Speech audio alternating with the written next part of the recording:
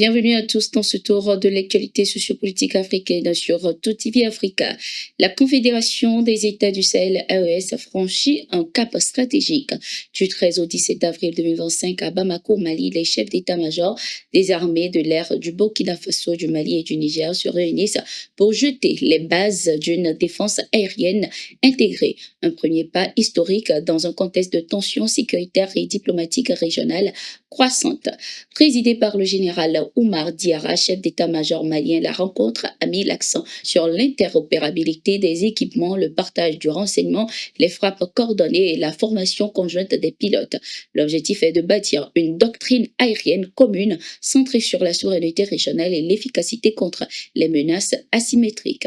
Cette initiative s'inscrit dans une volonté affirmée de rompre avec les anciennes dépendances militaires étrangères. L'AES veut désormais une architecture de sécurité autonome portée par ses propres moyens dont les drones armés jouent un rôle croissant. Cette montée en puissance intervient alors que les relations entre Bamako et Alger sont au plus bas après l'incident d'un drone malien abattu par l'Algérie. En soutien au Mali, le Burkina Faso et le Niger ont rappelé leur ambassadeur à Alger, soulignant l'unité nouvelle du bloc sahélien face aux défis sécuritaires communs. Toujours dans le cadre des tensions diplomatiques, le président français Emmanuel Macron a rappelé son ambassadeur en Algérie ce 15 avril 2025. Cette décision fait suite à l'expulsion de 12 agents français par les autorités algériennes le 13 avril 2025. La France prend note avec consternation de la décision des autorités algériennes d'expulser 12 agents diplomatiques servant auprès de notre ambassade à Alger. Les autorités algériennes prennent la responsabilité d'une dégradation brutale de nos relations bilatérales, a souligné la présidence française. Les autorités algériennes ont déclaré, rappelons-le, persona non grata 12 fonctionnaires français du ministère de l'Intérieur, ceci en réponse à l'arrestation et la détention en France de 3 ressortissants algériens, dont un agent consulaire. Après le rappel de son ambassadeur, la France a également annoncé dans un communiqué qu'elle expulserait en guise de mesure de réciprocité 12 agents du réseau consulaire et diplomatique algérien en France. Direction le Sénégal à présent, le député Guy Marius Sagna, figure du PASTEF, a déposé une résolution historique pour accuser l'ex-président Macky Sall de haute trahison. Cette initiative datée du 11 avril 2025 s'appuie sur le dernier rapport explosif de la Cour des comptes. Le document dénonce une gestion opaque ayant gravement compromis la souveraineté financière du pays. Guy Marius Sagna accuse l'ancien président Macky Sall d'avoir dissimulé la vérité aux Sénégalais et manipuler les chiffres publics.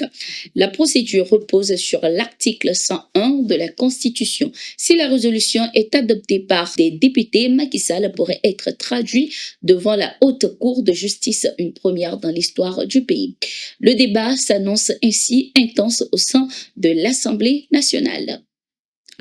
Au Bénin, le cyberactiviste Steve Amousso encourt 2 ans de prison ferme. Cette peine a été requise contre lui par le premier substitut du procureur de la Cour de répression des infractions économiques et du terrorisme, CRIET.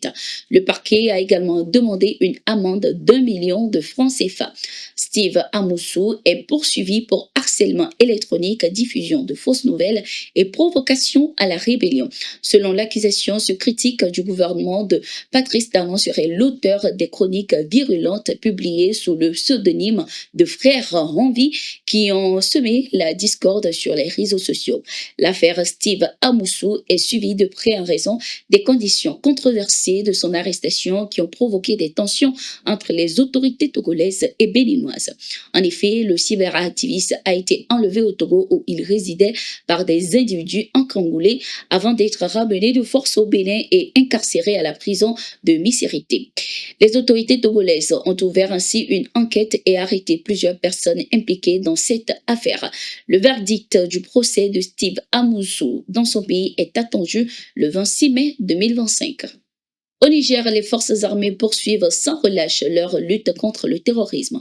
Dans la région de Dosso, les forces de défense et de sécurité ont démantelé un réseau dédié au renseignement et au ravitaillement des groupes armés terroristes. Parmi les arrestations notables figure celle d'un suspect identifié comme éclaireur pour des factions criminelles interpellé le 10 avril. Peu avant, un ressortissant nigérien avait été appréhendé en flagrant délit de transport illicite. Plus de 200 litres de carburant chargés sur sa moto destinée, selon toute vraisemblance, aux terroristes infiltrés dans la zone. L'individu détenait également 102 000 francs CFA, probablement liés à des transactions illégales.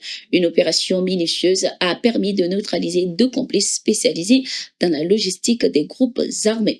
Les forces de sécurité ont également saisi des sommes d'argent importantes et des produits prohibés, révélant l'ampleur du réseau démantelé.